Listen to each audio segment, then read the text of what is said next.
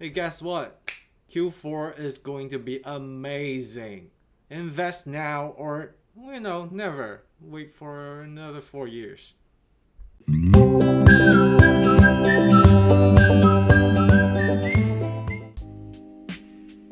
Tell me you've seen this number in DeFi. I dare you. No, it doesn't exist. No, 45% APR does not exist in DeFi. I'm gonna show you how you can be part of this and earn to the maximum potential. You have just seen is from Uniswap, one of the largest and OG exchanges out there that enables traders to make swaps, provide LP, and in general, just do all things DeFi. It works as an AMM, automated market maker, that I briefly mentioned in my last video. So if you haven't checked it out, do check it out. Links up here. And let's get right into it. What the hell is a pool and AMM? Like, comment, subscribe. Making videos is hard. A little support here, just a little click will help me provide more information to you, for free. It's on YouTube. So all you have to do is like, comment, subscribe. Why does DeFi use automated market makers and pools as opposed to order books? Well, in centralized exchanges or in traditional finance, the liquidity and volume, user count, they are so high that there are always liquidity for you to grab. In DeFi, more often than not, that's not the case, which is why you need a pool. You need a pool of assets deployed by liquidity providers who deploy. Let's say I have Ethereum, you have USDT. We both deploy into the pool for people who want to swap the asset to swap.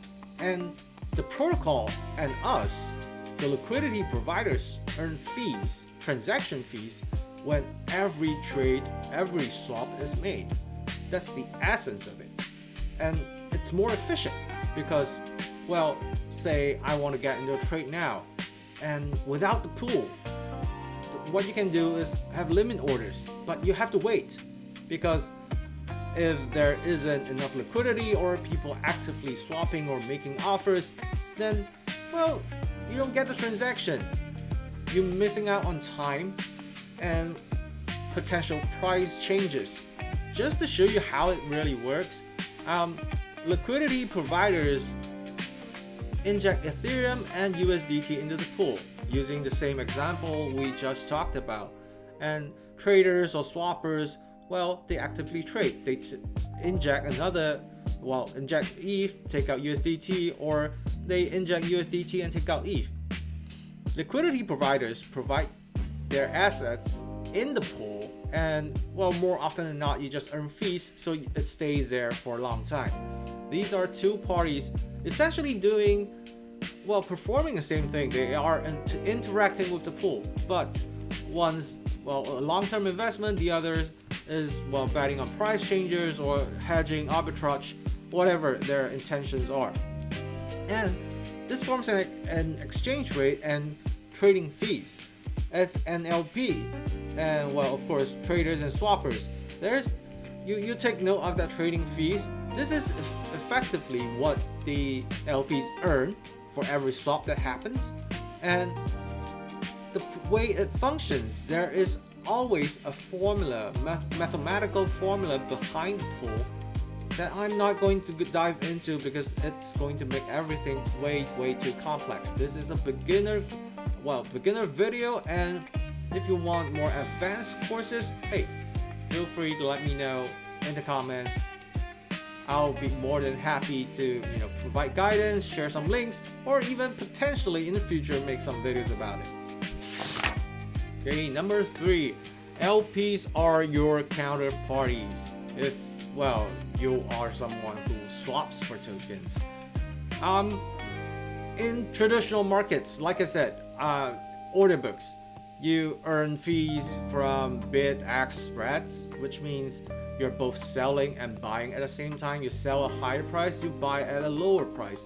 You earn the spread in between. That's in traditional markets. In DeFi, the liquidity providers, you earn swap fees. So every trade you make, you pay a fee. Like this slide shows you, it's typically 0.1 to 0.3% that goes directly to the people who supplied tokens in that pool. That's the incentive. Otherwise, without incentives, nobody is going to be willing to inject liquidity and provide smooth trading experiences. So, as a retail, your trading costs, or a trader, your trading costs are their passive income. On the flip side, your passive income are their costs. Think of it this way, your counterparties. Okay, so before jumping into being an LP, you have to know the risks. Two things. Number one, the APR fluctuates. What does that mean? Well, there are two things that affects the APR. Number one, the trading activity. If there are no traders coming to the pool, well, you're not going to earn fees and the APR is going to go down. Number two, price changes. Price changes will affect your profits impermanently, which is what I'm going to get to, impermanent loss trap. And the other thing is, you also have to take note of the composition, your share of the pool. Your share of the pool. Let's say it's a really active pool with lots of traders. It has a 100%, 2000% APR, and if let's say you have 1% of the pool, then you're going to be raking in a lot of money. But if you're only 0.0001% of the pool, then you're not really going to earn that much. So there are multiple factors in this. And back to the most common thing. Let's assume that it's a good pool with good liquidity, active amount of traders, and you have a decent sized position. Impermanent loss is still a thing. So what is it? It's the value loss you experience when tokens prices in the pool diverge compared to simply holding assets. Now, it eats into your yield, especially in volatile pairs, which is why, a lot of traders choose to LP for one volatile asset and the other one's a stablecoin, or two assets that are pegged to each other with a certain ratio. I'll get into more of that. Let's understand this. Now, using the previous example, you see there are two scenarios. Initially when you deposited, Ethereum was trading at 4,400, and in scenario 1, if the price of Ethereum increases to 4,600, what happens? Well, if you simply held your assets, I'm not going to go into the math, but if you simply held your assets, you would have, say, 0.566 million USDT. I'm using the entire pool example. So, yes, your impermanent loss will result to 0.056. And on the other hand, if Ethereum drops, you lose some USDT. Why is that? Because the price always changes, and when you inject liquidity, say you inject only Ethereum or inject only USDT, what happens is your assets a portion of your assets are swapped to the other. So you have exposure on both sides. You are a liquidity provider, you have both, and you are offering people to come swap with you in exchange for a certain amount of fees. So when you have two assets, and then the price changes, you're bound to have impermanent loss, simply because, when price increases, people take away your ETH. When price decreases, they take away your USDT. That's just how it works. But impermanent loss is, well, it's a thing, yes, but first thing, it's impermanent. Secondly, you are hoping or you're calculating that the fees are going to outweigh the impermanent loss, or it's just a temporary issue. Now, fees and real yield. Blue chip pools and meme token pools. What do I mean by that? So say Bitcoin, Ethereum, Solana, whatever big blue chip assets and blue chip protocols such as Uniswap or Curve. Curve.finance is another great DEX. So these pools, they have more often than, with major assets that I mentioned, have more often than not lower but sustainable yield. 5 to 20% is normal. What you saw with Uniswap is 45%, but there's a 30% coming from Uni tokens. They are providing incentives. So it's not the norm. Well, what you get from blue chip pools, it's a lower APR, but it's high trading volume and it's more consistent, and a lower impermanent loss risk. Okay? Meme token pools, well, the APRs are insane.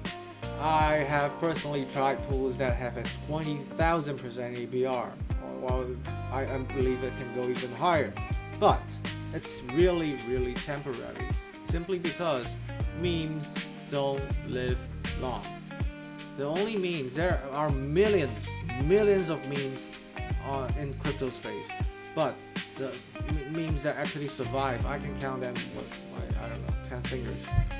And you know, if you are the last one standing, you have a really high impermanent loss, or in this case I would say permanent.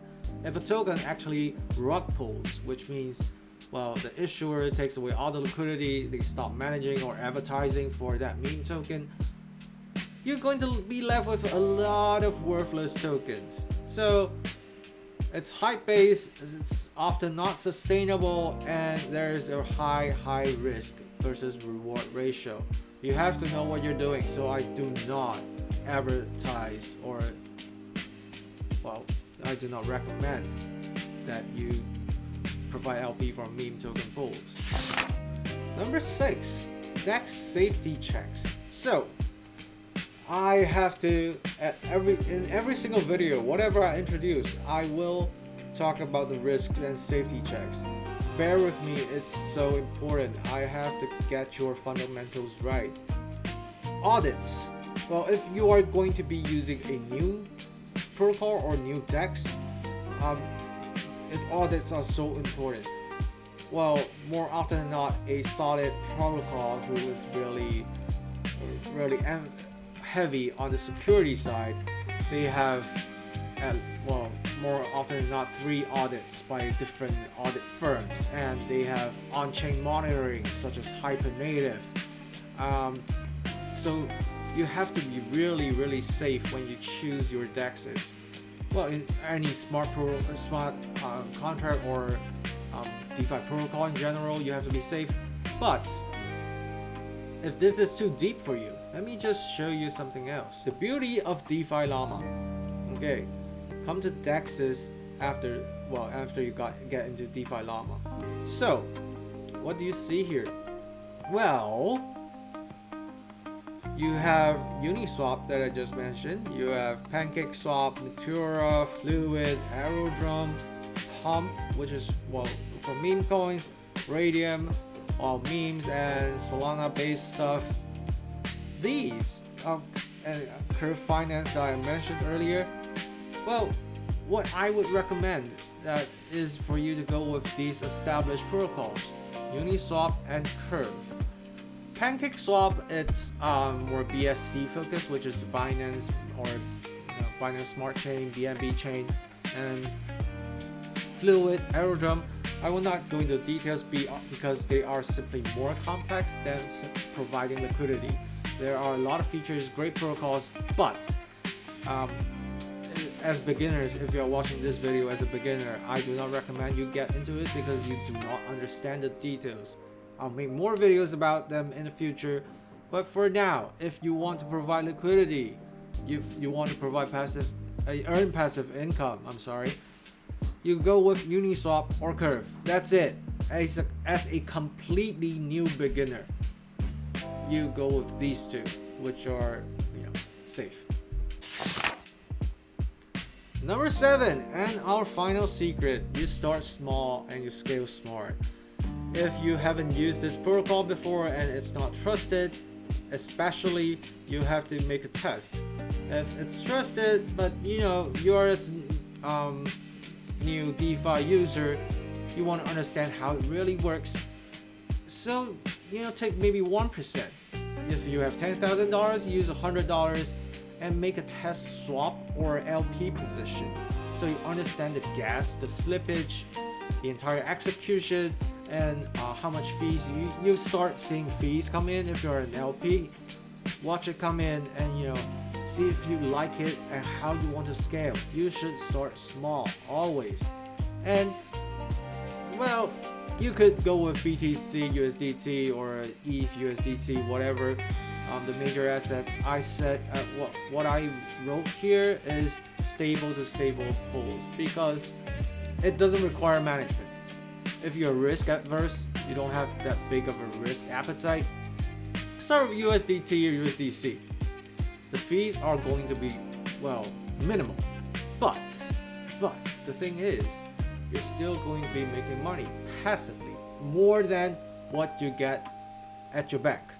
And these are stable, so there isn't really a permanent loss, I would say.